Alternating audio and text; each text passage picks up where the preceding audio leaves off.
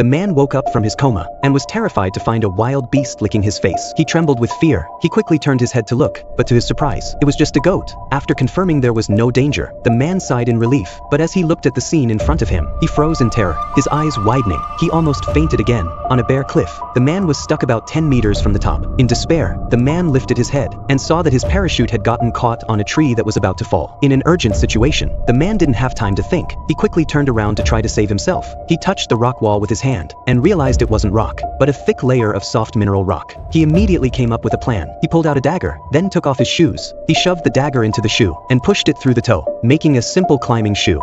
He took out 2 more daggers from his chest, then kicked hard with his feet. Using inertia, he drove the daggers into the cliff face and began to climb upward with difficulty. Though the method was exhausting, as long as nothing went wrong, he could slowly make it to the top. But after climbing 3 or 4 meters, the fine daggers couldn't support his weight and suddenly broke into 2 pieces. The man's feet slipped and he fell straight down the cliff, back to where he started. What's worse, this disturbance caused the already fragile tree to begin breaking from the roots. It looked like he would be sent crashing down to the abyss with the parachute. In this life or death moment, the man tapped into a great potential. He quickly turned around, pushing off the cliff with his toes, holding the dagger in his hand. He frantically cut at the parachute ropes. Finally, just before the tree fell, he successfully cut the parachute loose and escaped danger. But surviving was only temporary. Without the parachute to hold him up, the man could only cling to the cliff wall, unable to do anything. Once his strength ran out, he would fall off the cliff.